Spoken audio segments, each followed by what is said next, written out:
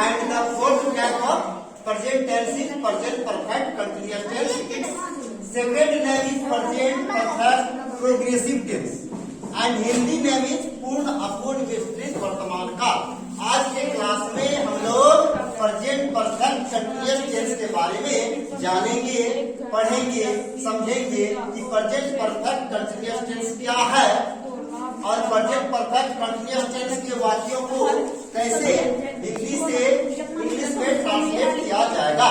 ठीक है, present continuous tense को हमने पहले ही पढ़ लिया था, जिसमें हमने यह पढ़ा था क्रिया के अंत में रहा है, रही है, रहे हैं। और परफेक्ट टेंस में पढ़ा था क्रिया के अंत में चुका है, या है, ही है, ये है। ठीक है, और दोनों का मिला जुला हुआ रूप, इसलिए इसका नाम है परफेक्ट। कुछ बातें, कुछ विशेषता परफेक्ट कहा जाता है और कुछ विशेषता कंटिन्यूअस कहा जाता है। तो दोनों मिलाकर के यानी 3 नंबर वाले जो परफेक्ट टेंस था और 2 नंबर में जो प्रेजेंट कंटिन्यूअस था, यानी 2 नंबर और 3 नंबर, 2 और 3 मिलकर के बन गया प्रेजेंट परफेक्ट कंटिन्यूअस टेंस। अर्थात इसमें कुछ गुण कंटिन्यूअस कराता है और कुछ गुण परफेक्ट कराता है, इसलिए इसका नाम पड़ गया प्रेजेंट परफेक्ट कंटिन्यूअस टेंस। या दूसरे रूप में हम इसको प्रेजेंट परफेक्ट प्रोग्रेसिव टेंस के रूप में जानते हैं और हिंदी में इसको कहते हैं पूर्ण अपूर्ण मिश्रित वर्तमान काल। पूर्ण यानी कुछ काम के पूर्ण होने, अपूर्ण कुछ काम के जारी रहने। कुछ काम पूर्ण हो जाता है, कुछ क्रिया समाप्त हो जाता है होकर के और कुछ क्रिया चलते रहता है। और मिश्रित, मिश्रित मतलब वह मिला हुआ नहीं, वर्तमान काल ऐसा वर्तमान काल जिसमें कुछ विशेषता पूर्ण वर्तमान काल का हो और कुछ विशेषता अपूर्ण वर्तमान काल का हो। और उदाहरण के द्वारा हम इसको समझ सकते हैं कि अगर आपको मैं पढ़ रहा हूँ तो यानी वर्तमान समय में आपके द्वारा पढ़ने का काम हो रहा है। इस समय आप क्लास में पढ़ रहे हैं, आपके द्वारा पढ़ने का काम चालू है। जब आप बोलिएगा कि हम 5 साल से इस विद्यालय में पढ़ रहे हैं, तो you will have to go back 5 years ago। आपको 5 साल पहले जाना होगा, यानी 5 साल पहले आपने इस विद्यालय में एडमिशन लिया होगा और 5 साल से लेकर अभी तक पढ़ने का काम चल रहा है। अर्थात पढ़ाई समाप्त नहीं हुआ। 5 साल पहले आपने एडमिशन लिया तो पहला 5 साल पहले चले जाइए और वहां से शुरू कीजिएगा तो अभी तक आपके द्वारा काम चल ही रहा है। और जब मैं पढ़ रहा हूँ तो अभी पढ़ रहे हो, कल से पढ़ रहा हूँ तो कल भी पढ़ रहा था और आज भी पढ़ रहे हो, यानी पहले से काम शुरू हुआ था और तब से लेकर के अभी तक का काम चालू है और समाप्त नहीं हुआ। इसलिए इसका नाम है पूर्ण अपूर्ण मिश्रित वर्तमान काल। ठीक है, इस टेंस के अंतर्गत अब इसमें हम लिखेंगे इस टेंस के अंतर्गत, इस टेंस के अंतर्गत हमें यह बोध होता है, यह बोध होता है कि कोई कार्य, कोई काम यानी कोई एक्शन बहुत पहले शुरू हुआ था। बहुत पहले यानी 2 दिन, 4 दिन, 5 दिन, 7, 2 साल, 5 साल, 50 साल पहले शुरू हुआ था, पहले शुरू हुआ था, जो अभी तक चल रहा है, अभी तक चल रहा है। कहने का मतलब वह काम बहुत पहले शुरू हुआ था और अभी भी चल रहा है।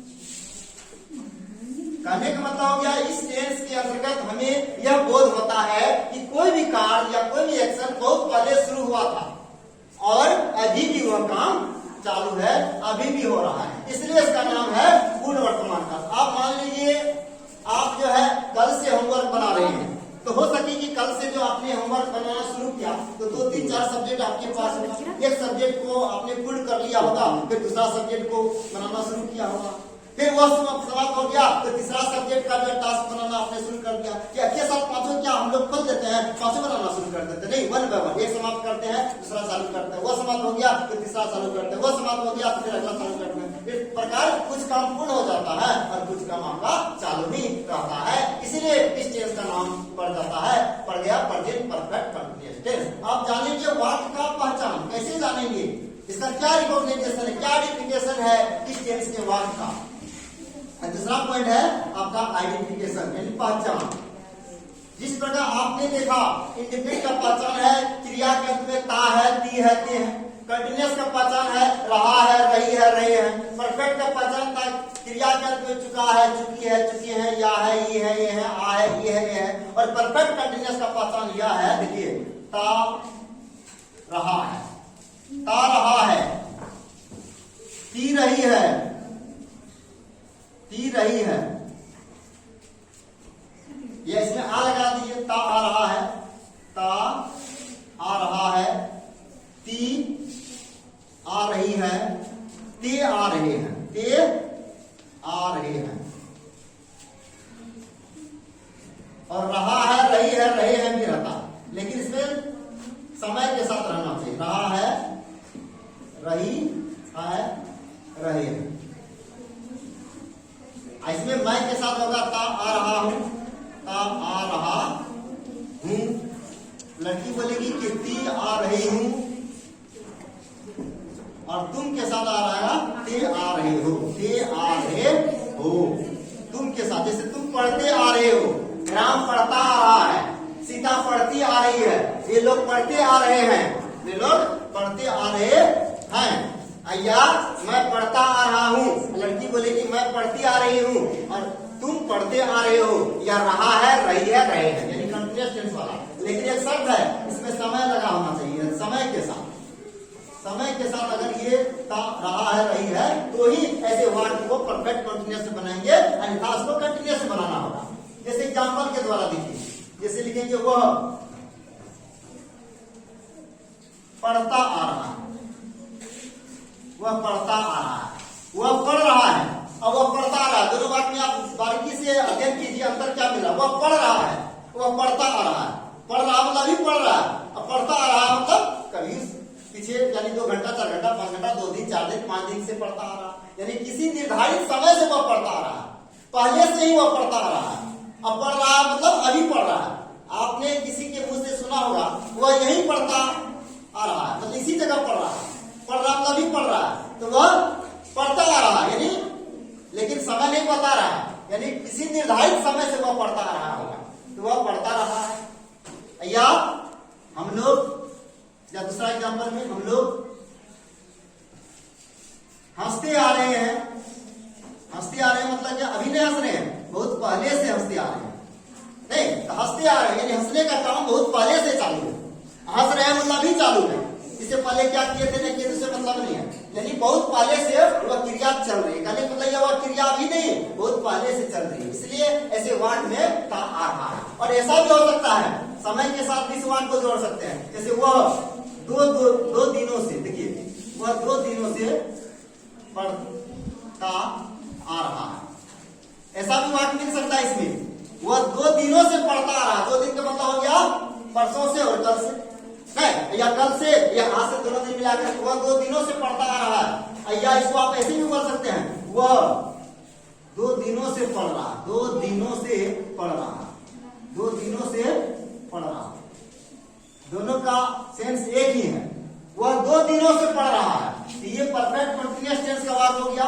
वह 2 दिनों से पढ़ रहा है, ये भी परफेक्ट कंटिन्यूअस हो गया। आप इसमें देखिएगा सर, यहाँ तो आपने ता आ रहा है लिखे, इसमें केवल रहा है लिखे, रहा है, रही तो आपने पहले कंटिन्यूअस में बताए, फिर इसमें कैसे बता रहे हैं। लेकिन आपने कंटिन्यूअस में जरूर पढ़ा था, लेकिन उसमें समय का जिक्र नहीं किया गया था, 2 दिन, 4 दिन, 5 दिन, या रविवार, सोमवार, मंगलवार, लेकिन इसमें समय का जिक्र किया जा रहा। यहाँ हम समय को जोड़ दिए, 2 दिनों से पढ़ रहा। उसमें पढ़े थे हम लोग, वह पढ़ रहा है, ही इज रीडिंग, वह खा रहा है, ही इज ईटिंग, मैं हंस रहा हूँ, आई एम लाफिंग, यानी मैं 1 घंटा से हंस रहा हूँ। तो हमको ऐसे वाक्य को परफेक्ट कंटिन्यूअस में बनाना पड़ेगा। तब वहां पर I have been laughing for 2 days, 2 दिन से है तो फॉर 2 डेज, क्योंकि रहा है, रही है, रहे हैं को भी हम लोग परफेक्ट कंटिन्यूअस में बनाएंगे उस शर्त पर जब उसमें समय लग जाएगा। तब समय नहीं रहेगा तो रहा, रही, रहे को हम लोग कंटिन्यूअस में विदाउट एनी हेजिटेशन इंडेक्स हम लोग बना सकते हैं। और बात बाकी ऐसा वाक्य तो आपको बनाना ही है, समय रहे या ना रहे, काम आ रहा है, की आ रही है, ती आ रहे हैं, को आपको परफेक्ट कंटिन्यूअस में बनाना है। इस प्रकार परफेक्ट कंटिन्यूअस टेंस के वाक्य का ये पहचान होता है। अब तीसरा पॉइंट में हम लोग जानेंगे वर्ब फॉर्म, यानी कौन सा वर्ब फॉर्म का यूज होता है। इससे पहले भी हम लोगों ने पढ़ा था परफेक्ट टेंस में भी3 का, लेकिन आपको इसमें वर्ब का चौथा रूप का प्रयोग करना है, यानी चौथा रूप जो कि आपने कंटिन्यूअस के साथ प्रयोग किया था। प्रेजेंट कंटिन्यूअस के साथ भी हमने वर्ब का चौथा रूप का प्रयोग किया था और इसके साथ भी हमको बिफोर का प्रयोग करना, यानी वर्ब का पहला रूप में आईएनजी हम लोग जोड़ करके चौथा रूप बनाते हैं। जैसे आपका वर्ब है गो, तो गो प्लस आईएनजी बन गया क्या, गोइंग। तो आईएनजी जोड़ करके हमको चौथा रूप बनाना है। इट से ईटिंग, डांस से डांसिंग। अगर DNCE अंत में ई रहेगा, जैसे WRIT राइट, वहां ई को हटा देंगे तब आईएनजी लगाएंगे। इस प्रकार वो क्या गोइंग, इट का ईटिंग, यानी वर्ब का चौथा रूप का प्रयोग किया जाएगा और सारा स्ट्रक्चर में होगा, क्योंकि कोई भी कंटिन्यूअस में हमको चौथा रूप का प्रयोग करना है। ठीक है, अब अगला है आपका हेल्पिंग वर्ब। तो हेल्पिंग वर्ब का मतलब क्या, तो ये आपका मेन वर्ब है, मेन वर्ब में आपने आईएनजी लगाया, V1 जब ये है सब ये आपका मेन वर्ब है, मुख्य क्रिया है। और हेल्पिंग वर्ब का भी टेंस में यूज होता है या नहीं, इसके बारे में जानेंगे कि हेल्पिंग वर्ब। सब टेंस में हेल्पिंग वर्ब का यूज हुआ था, इंडेफिनिट में भी हुआ था आपका डू डज का, और कंटिन्यूअस में भी हुआ था इज एमआर का, परफेक्ट में भी हुआ था हैज और हैव का, और इसमें जो आपका होगा इसका प्रयोग होगा हैज बीन और हैव बीन का।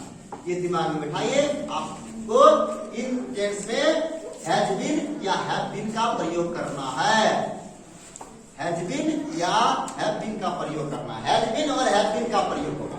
अब कहाँ हैज बीन का प्रयोग होगा, कहाँ हैव बीन का प्रयोग होगा, ये भी हमें जानने की जरूरत है कि जहां आपने आई वी यू दे के साथ इससे पहले हैव लगाए थे और जिन जिन सब्जेक्ट के साथ आपने हैज लगाया था और उन्हीं सब्जेक्ट के साथ आपको हैज बीन लगाना है, उन्हीं सारे सब्जेक्ट के साथ आपको हैव बीन लगाना है। तो हैव बीन का प्रयोग आपको कहाँ कहाँ करना है, आई के साथ करना है, वी के साथ करना है, यू के साथ करना है, दे के साथ करना है, और जितना भी प्लूरल नाउन है इन सारे प्लूरल नाउन के साथ आपको हैव बीन का प्रयोग करना है। प्लूरल नाउन, प्लूरल नाउन का मतलब हो गया ऐसा नाउन जो कि बहुवचन में हो, जैसे मान लीजिए बॉयज हो गया या चिल्ड्रेन हो गया, गर्ल्स हो गया, स्टूडेंट्स हो गया, टीचर्स हो गया, ये सब आपका प्लूरल नाउन है, ये सब हैव बीन फैमिली का है, यानी इन सारे सब्जेक्ट के साथ आपको हैव बीन लगाना है। फिर ही हो गया आपका वह, सी हो गया वह स्त्रीलिंग के लिए, इट हो गया, और साथ ही साथ आपका जितना भी सिंगुलर नाउन है, ऐसा नाउन जो कि सिंगुलर नंबर में हो। सिंगुलर नाउन का मतलब हो गया जैसे राम, काउ, ये सब सिंगुलर नाउन है। ये सारे सिंगुलर नाउन के साथ आपको हैज बीन का प्रयोग करना है। जैसे ही हैज बीन कमिंग, कब आ रहा, सी हैज बीन कमिंग या it has been raining for 2 days.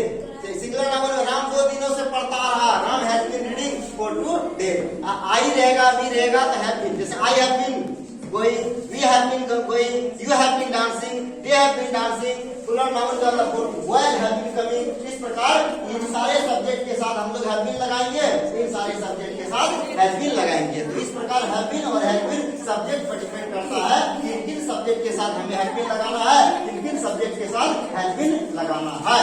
ठीक है, अब आगे हम लोग फिर जो है स्ट्रक्चर के बारे में जानेंगे। वर्ब फॉर्म तो बता ही दिए और हैव बीन बता दिए, लेकिन एक चीज और है इसमें जानने की जरूरत है।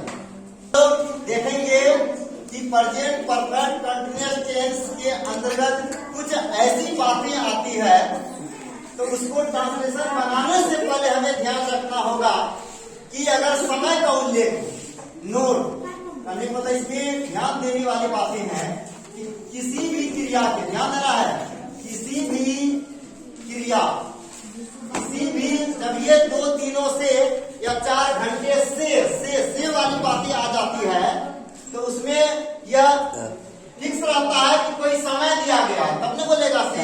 मैं सुबह पढ़ते आ रहा हूं तो नहीं बोलेगा, वो बोलेगा मैं सुबह से पढ़ते आ रहा हूं।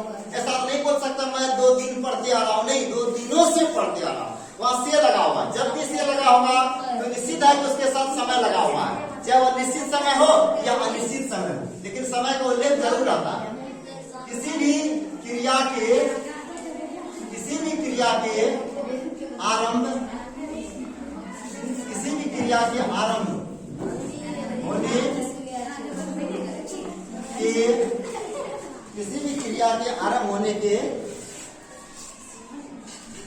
समय का उल्लेख हो, क्रिया के आरंभ होने के समय का उल्लेख हो, तो क्रिया के आरंभ होने के समय को उल्लेख हो तथा समय के साथ से लगा हो, ये ध्यान देना है, से लगा हो तो उस से के लिए जो से शब्द आएगा उसी से के लिए फोर या सिंस का प्रयोग किया जाएगा। ये ध्यान रखना है, समय का उल्लेख हो और समय के साथ अगर से लगा हुआ हो इस से के लिए पार्टिकुलर जो इंग्लिश वर्ड का यूज होगा फोर या सिंस का प्रयोग किया जाएगा, फोर या सिंस का प्रयोग किया जाता है। अब यहाँ ध्यान देने वाली बातें हैं कि फोर और सिंस, कहाँ फोर का यूज होगा, कहाँ सिंस का यूज होगा। फोर का प्रयोग कहाँ करेंगे, इसका भी मतलब से हुआ, इसका भी मतलब से हुआ।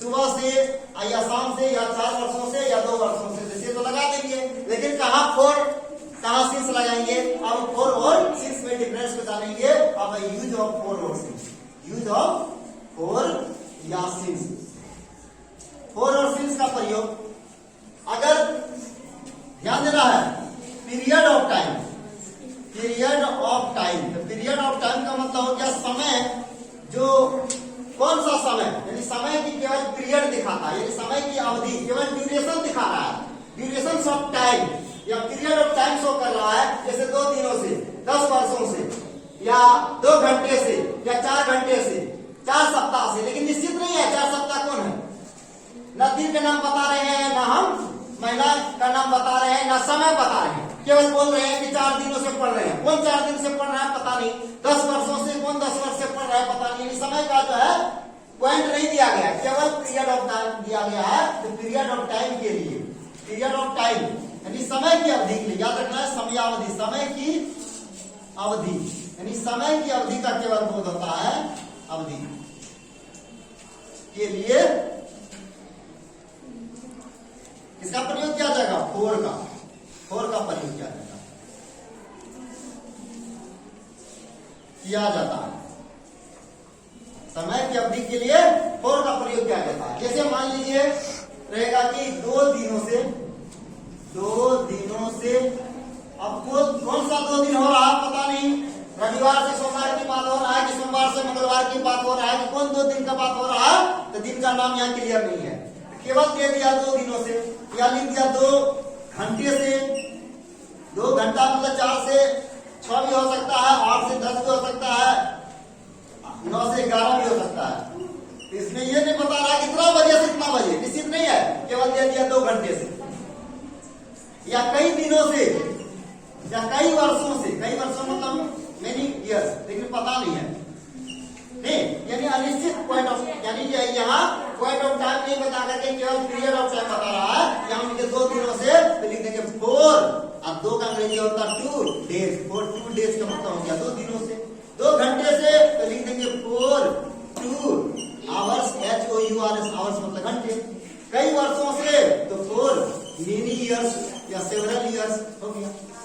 यानी पीरियड ऑफ टाइम के लिए हम फोर का प्रयोग करते हैं। ये एक प्रीपोजिशन के रूप में यूज होता है, ये प्रीपोजिशन हो गया। उसके बाद लेकिन हम ग्रामर में इसको जो है रेश के रूप में जानेंगे, ठीक है, क्योंकि समय के साथ इसका कनेक्शन होता है, या समय के साथ इसका जुड़ाव होता है, या समय के साथ जुड़ता है, इसलिए इसको हम लोग रेस्ट में रखेंगे। और दूसरा आपका सिंस, तो 4 का प्रयोग देख लिए, तो 4 का प्रयोग कहाँ होगा, पीरियड ऑफ टाइम के लिए, ये हो गया आपका 4 के लिए, ये 4 का प्रयोग जानिए, ये 4 पीरियड ऑफ टाइम के लिए। अगर सिंस की बात आएगी, यूज ऑफ सिंस, तो सिंस का प्रयोग, इसका भी मतलब से ही हुआ, तो इसका प्रयोग क्या होता है, सिंस का प्रयोग पॉइंट ऑफ टाइम, याद रखना है, पॉइंट ऑफ टाइम। तो पॉइंट ऑफ टाइम का मतलब हो गया समय की खास बिंदु, यानी समय की खास बिंदु। अब समय की खास बिंदु का मतलब क्या हुआ, जैसे रविवार से बोल दिया, समय की खास बिंदु यानी समय का नाम, जैसे मतलब 4 बजे से, या पिछले रविवार से, या जनवरी माह से, वर्ष 2015 से। तो ऐसी स्थिति में वहां पॉइंट दे दिया कि जैसे 30 जनवरी 1948 से, तो 30 जनवरी 1948 से एकदम वो आप पॉइंट डेडलाइन है, वहां से लेकर अभी तक यह काम हो रहा है, तो वहां हम लोग सिंस का प्रयोग करेंगे। जैसे एग्जाम्पल में बोल देंगे कि रविवार से, यहाँ रविवार की बात हो रहा है, ना कि शनिवार की बात हो रहा है। रविवार से जून 2015 से, अब बोलिए मैं जून 2015 से इस विद्यालय में पढ़ता आ रहा हूँ या जून 2015 से पढ़ रहा हूँ, यहाँ फिक्स हो गया कि जून 2015 ही, ना कि जून 2000 या क्या कहता है मई 2015 होगा। जून है तो जून से हम लोग शुरू करेंगे, या ऐसा भी हो सकता है 4 जून 2015 से तो 4 जून होगा, 3 जून नहीं होगा, उसमें पीछे नहीं जाना है, यहाँ से शुरू करना, आगे की ओर पीछे नहीं जाएंगे। तो 4 जून 2015 से या रहेगा पिछले रविवार से, जब रहेगा पिछले रविवार से, पिछले मतलब क्या होगा, कितना आवाज होगा, पिछले रविवार से, आने वाला होगा तो होगा अगले रविवार से, पिछले रविवार से। इस तीनों ही कंडीशन में हम लोग क्या करेंगे, तीनों क्या और भी हो सकता है, यहाँ लिखेंगे सिंस संडे, सिंस संडे लिखेंगे, और संडे नहीं, सिंस संडे, क्योंकि दिन का नाम यहाँ दिया गया है। इसके बाद जून 2015 से तो सिंस जून 2015, सिंस जून 2015। पिछले रविवार से यहाँ पे लिखेंगे सिंस लास्ट संडे, पिछले रविवार से क्या लिखेंगे, सिंस लास्ट संडे। ऐसी स्थिति में पॉइंट ऑफ टाइम है यहाँ उल्लेख, इसीलिए हमने यहाँ सिंस का प्रयोग किया। इससे पहले केवल पीरियड ऑफ टाइम था, समय का केवल ड्यूरेशन भी दिया गया था, इसलिए इसके साथ फोर का प्रयोग हुआ। अब जैसे एग्जाम्पल के द्वारा हम लोग इसको क्लियर करेंगे कि कहाँ फोर और कहाँ सिंस का प्रयोग होगा। तो हम लोग ध्यान से देखेंगे, जैसे है वह पढ़ रहा है, वह पढ़ रहा है, वह पढ़ रहा है, ये आपका एग्जाम्पल है प्रेजेंट कंटिन्यूअस का। इससे पहले भी रहा है, रही है, रहे हो तो हम लोग प्रेजेंट कंटिन्यूअस टेंस माने थे, प्रेजेंट कंटिन्यूअस का ये सेंटेंस हो गया आपका प्रेजेंट कंटिन्यूअस का। इसी वाक्य को हमको प्रेजेंट परफेक्ट कंटिन्यूअस में चेंज कर देना है, तो कैसे चेंज कर देंगे प्रेजेंट परफेक्ट कंटिन्यूअस को। अब यही बात रहेगा कि इसको इंग्लिश में हम लोग बनाते हुआ पढ़ रहा है, पढ़ रहा है, पढ़ना हो गया वर्ब, वह हो गया सब्जेक्ट। आप लिखते हैं he is reading, clear, he is reading का मतलब वह पढ़ रहा, यानी इसमें आपने कंटिन्यूअस टेंस के स्ट्रक्चर का प्रयोग किया। और जब रहेगा कि वह सुबह से पढ़ रहा, देखिए बात नहीं है, वह सुबह से पढ़ रहा, वह सुबह से पढ़ रहा।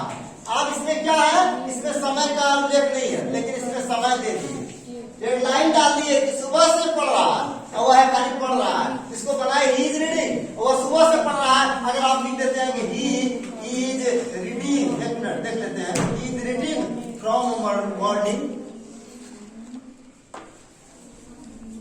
लिख दिया आपने he is reading from morning, क्या ये सही हो गया, नहीं, दिस इज रॉन्ग, क्योंकि आप कहिएगा कि वो पढ़ रहा है, अंग्रेजी हो गया ही इज रीडिंग, तो सुबह से कहता सीख लिए तो फ्रॉम हेवे में करता है, घर से तो फ्रॉम द हाउस, पटना से दिल्ली, फ्रॉम दिल्ली टू पटना होता है, यहाँ फ्रॉम लगा करके नहीं, I am reading from morning अगर लिखते हैं तो this is wrong, you have to change this sentence into present perfect continuous tense because time has been mentioned, time का इसमें मेंशन किया गया है, तो आपको ऐसे वाक्य को कंटीन्यूअस नहीं बना करके परफेक्ट कंटीन्यूअस बनाना पड़ेगा, तब आपको ये सूत्र लागू करना पड़ेगा, formula he has been reading, आपको ये लिखना पड़ेगा ही हैज बीन रीडिंग, इसका मतलब वह पढ़ते आ रहा है, कब से, तो सुबह से, तो यानी दिन का नाम फिक्स है, दिन का नाम फिक्स है, पॉइंट ऑफ टाइम है, इसलिए वहां और नहीं लगा करके सिंस लगाएगा, सिंस मॉर्निंग, तब यहाँ लिखना पड़ेगा he has been reading since morning. तो इस वाक्य को हम लोग हैज बीन या हैव बीन पर बनाएंगे, इसमें परफेक्ट कंटीन्यूअस बनाएंगे। और वाक्य ऐसा भी रहता, वह 2 दिनों से बीमार है, इसमें काम तो नहीं हो रहा है, लेकिन 2 दिनों से बीमार है, वह 2 दिनों से बीमार है, ऐसा भी वाक्य दिया रहता है, वह 2 दिनों से अनुपस्थित है, वह कई दिनों से उपस्थित है, किस तरह का वाक्य रहेगा, इसमें काम तो नहीं हो रहा है, 2 दिनों से बीमार है, क्या कोई काम हो रहा है, काम नहीं हो रहा, लेकिन इस वाक्य को हम ये लिखेंगे कि ही इज, इसको अगर बनाएंगे ही इज इल या सिक,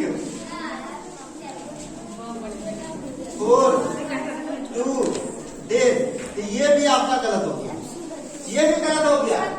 ही इज इल या सिक, बीमार का होता है सिक या इल, तो लिख दिया ही इज इल या he is sick for 2 days, या फ्रॉम ए लिख दिया आपने कि से का अंग्रेजी होता फ्रॉम, अब 2 days, क्या ये सही है? नहीं, ये भी गलत है। इसको अभी आपको इसमें ले जाना होगा, आपको लिखना पड़ेगा ही हैज बीन इल, या आप सिक में से कोई एक चीज का प्रयोग कीजिए। अब यहाँ 2 दिन, दिन का नाम निश्चित नहीं है, इसलिए फॉर 2 days, बस ये हो गया। He has been ill sick for 2 days, यानी वह 2 दिनों से बीमार है। इसमें कोई क्रिया नहीं हो रहा है, लेकिन हम विशेषता बता रहे हैं बीमार है।